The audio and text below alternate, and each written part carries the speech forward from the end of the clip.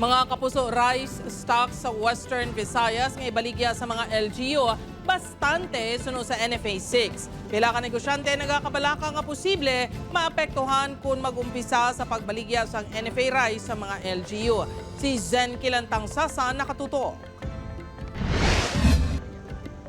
Gindeklara na kahapon sa Department of Agriculture ang food security emergency sa bungsod sa pagsolbar sang padayon nga pagsaka sa presyo sang bugas. Bangod sini, mahimo na nga makabaligya sang rice stocks ang National Food Authority sa mga local government units ang 38 pesos kada kilo sa regular rice, 29 pesos per kilo ang aging rice o kunlaon nga bugas, kag 33 pesos per kilo ang manuglaon pa lang nga bugas. Sunod sa NFA 6 may mga LGU na nga nagpabutyag sang interes nga magbakal sang NFA rice apang wala pa sila sang datos nga ginauyatan.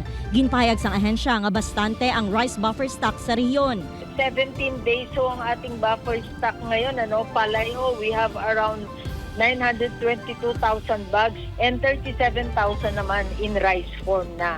Tinutuyo man sa deklarasyon nga mabuhinan ang rice stock sa mga warehouse ng NFA kag madamo pa nga mga local farmer ang sarang nga makabaligya sang ila humay sa NFA.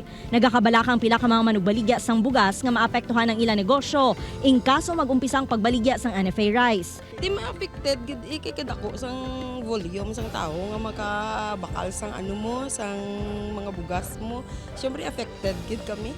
Utang mo mag 30% or 20% of LGUs nga total of population. Ang iban nga konsumidor, testingan naman ang kalidad sang NFA rice tungod barato. Apang ang iban may nagapang-alang-alang. Tanawon ta lang kay wala pag kami kawakal.